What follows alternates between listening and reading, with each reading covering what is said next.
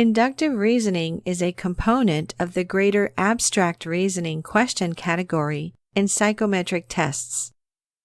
In these questions, you are required to analyze a series of figures in order to determine which figure comes next.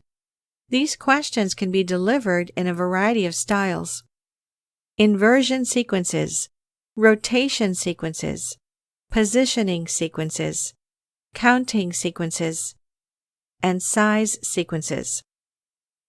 Questions of this manner can often appear to be extremely confusing, but with the correct methodology, you can overcome these obstacles quickly and effectively.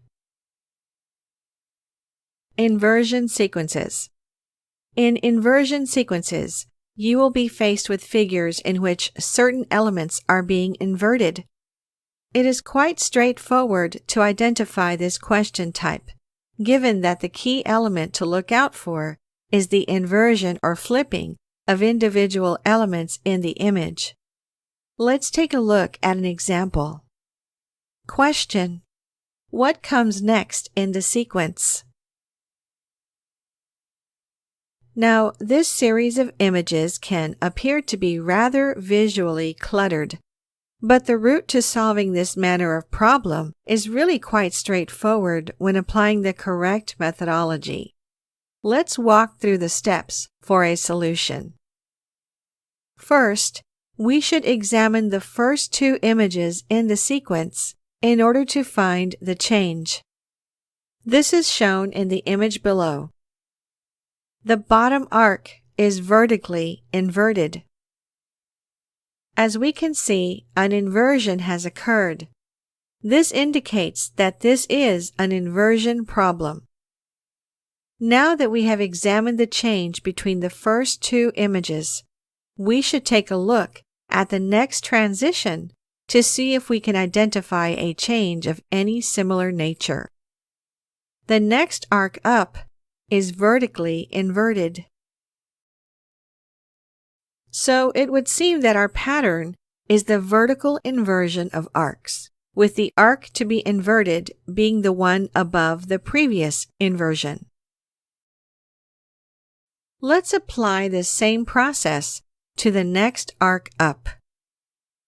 The next arc up is vertically inverted. Given that we have found the pattern and applied it to the third question figure, we have our answer. The correct answer is B. As we can see, by identifying the nature of the first two transitions, we can apply the rule to easily discern the third transition. To this end, we can follow a routine to identify a pattern and determine the next step in the sequence. Observe. Take a look at the first two question figures. Figure out how they differ and isolate that element. Identify. With the isolated element, identify exactly how the transition is achieved. Verify. Examine the second transition to verify that the same process is applied and determine how the application differs to find the pattern. Apply.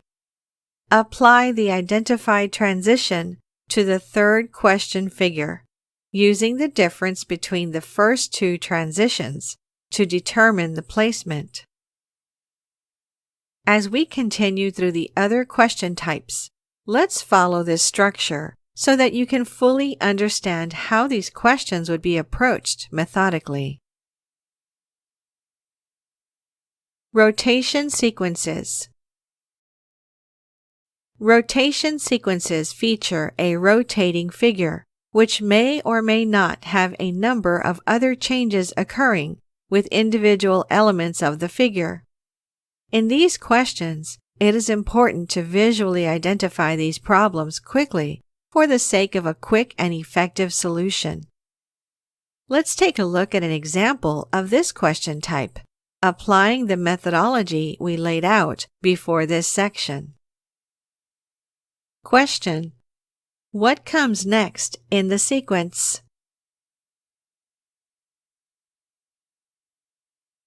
Again, this series is a little confusing upon first examination.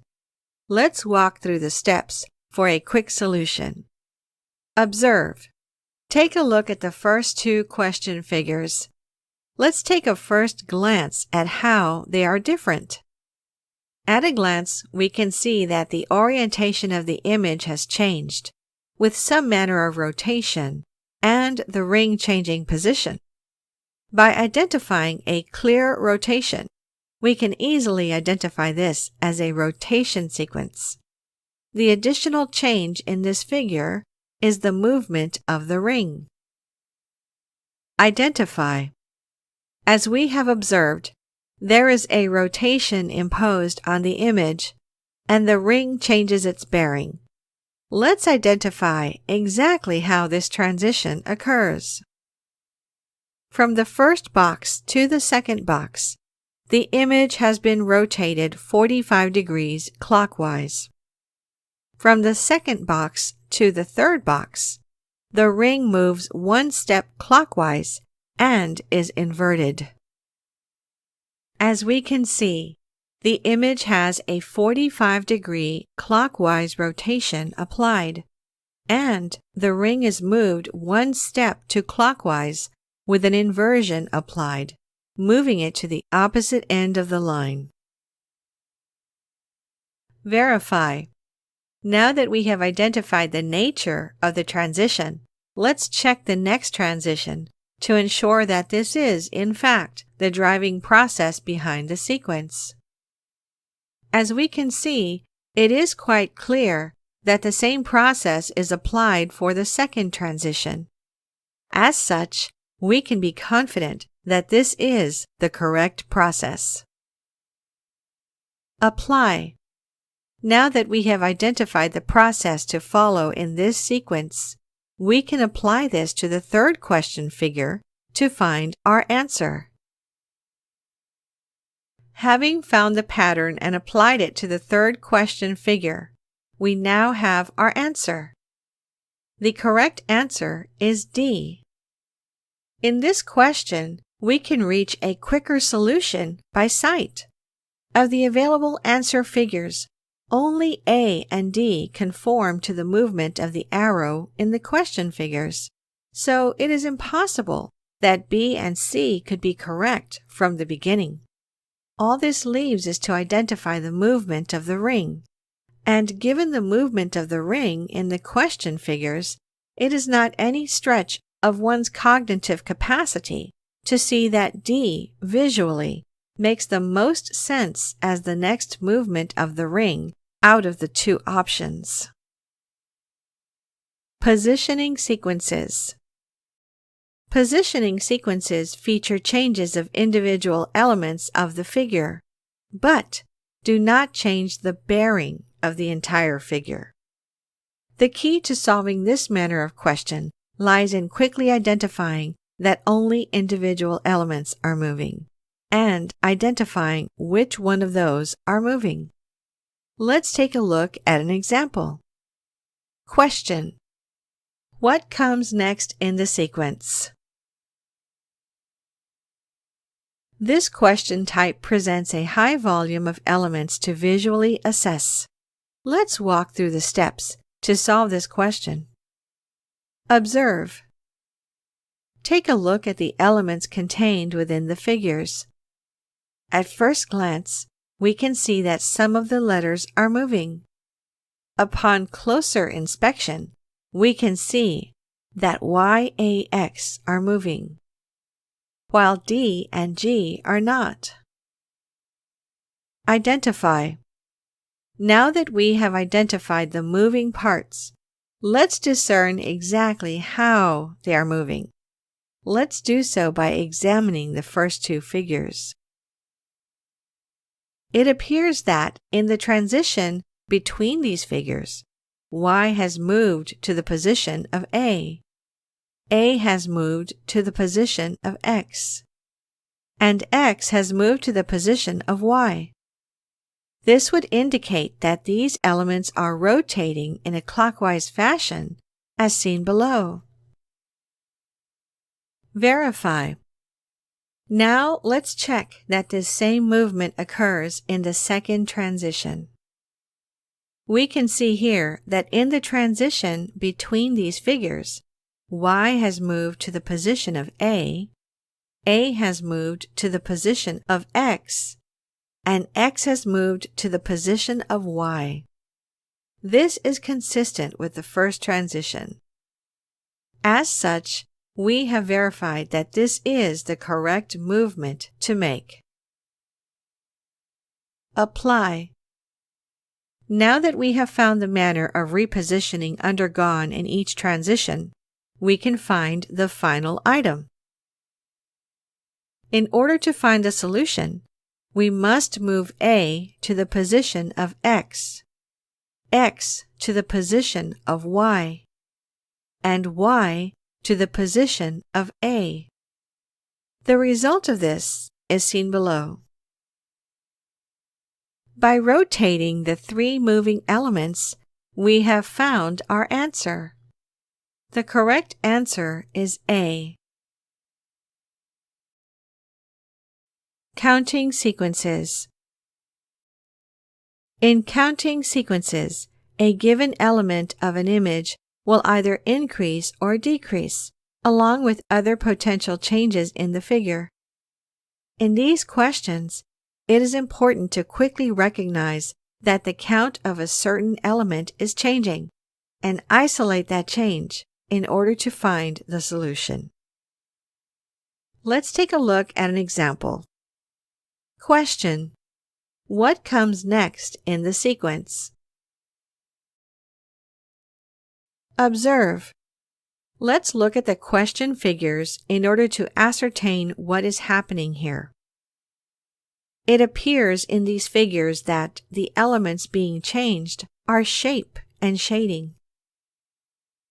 Identify. Let's examine the first two question figures to identify exactly what is changing here. In the first two question figures, we can see that the second figure has one more side and is not shaded. As such, we can see that this is a counting sequence with alternating shading as an additional element. Verify. In order to verify that we have the right manner of transition, let's examine the second transition. Once again, it is evident that there is one additional side added to the shape, and the shape is shaded once more. As such, we infer that the method of transition is by adding one more side and inverting the shading. Apply. Now that we know we are to add one more side to the shape and invert the shading, we know that the shape is to be an unshaded hexagon, as seen below. As such, we have our answer. The correct answer is B. In reality, this question did not require the meticulous steps. Rather, it could have been solved by sight. We immediately see the alternating shading, which immediately rules out C and D as answers, and A has exactly the same number of sides as the third question figure, leaving only B as a viable answer. In these questions, it is often desirable to reach the answer by elimination. Size questions. In size questions, you will be presented with figures which are changing in size by some measure. These can either be shrinking or expanding, and may come with an additional element of change. The trick with these questions is to identify the increment or position of change and apply it to find the solution. Let's take a look at an example. Question: what comes next in the sequence? Observe. Let's examine the three question figures. We can see here that the image is expanding horizontally with a tendency towards the upper right. Identify. In order to ascertain what is going on here, let's take a look at the first two question figures. Between these two question figures, we can see that a certain volume is added to the figure, increasing its size. Our hypothesis here is that the change is the addition of a certain volume to the figure. Verify. In order to check this trend, let's look at the second transition to see if the same process is taking place. Here, it would seem that the same event has taken place. A fixed volume is being added to the shape vertically, and then to the right, when it cannot progress vertically. Let's visualize this as if it were on a grid. Using this grid, we can see that the shape begins at 4 units and is increased by 3 units with each increment. As such, we can be certain that the addition of 3 units is the process taking place here. Apply. Applying this process, we can easily reach the answer by visualizing a grid.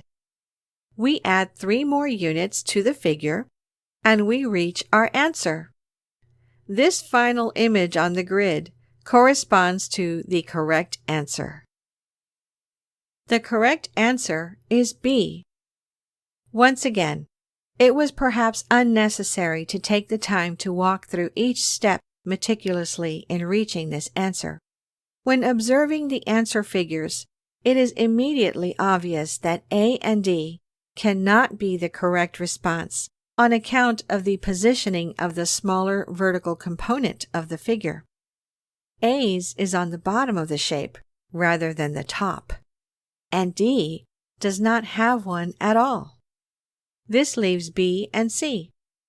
Looking at the question figures, we see that the rightmost component of the shape is shrinking, so it cannot be C, as that part is exactly the same size as it is in the third question figure.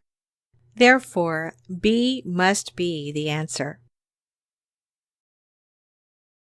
Solving inductive reasoning problems quickly. Despite walking through each problem presented step by step, we have examined after some of them how we can solve them more quickly by sight and intuition.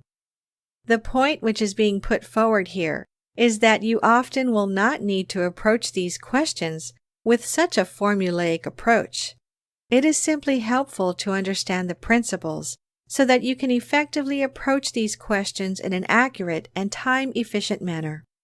It is only by fully understanding a concept that we can reliably take shortcuts. If you find that you can't quite reach the solution to most of these questions based on your intuition, make sure that you have fully understood the principles in the meticulous step-by-step approach and apply those principles on this module's practice questions until you find that you start noticing patterns in this question type and can take the shortcuts required to maximize your success. In some instances, it might be the case that the question is too complicated to solve in a time-efficient manner. It is important to remember that there will only be a very short amount of time available per question if all questions are attempted, and time can be saved by skipping the harder questions in favor of getting the easier points. With many psychometric tests, the average score is far below the maximum possible score, in many cases being around 40% of the total possible score. In this sense, it is often favorable to skip the harder questions to pick up points as efficiently as possible. In order to effectively make decisions in the tight time frame provided, follow this decision tree for inductive reasoning questions. By following this decision process, you can effectively answer the questions which are worth answering, and not linger too long on those which are time traps.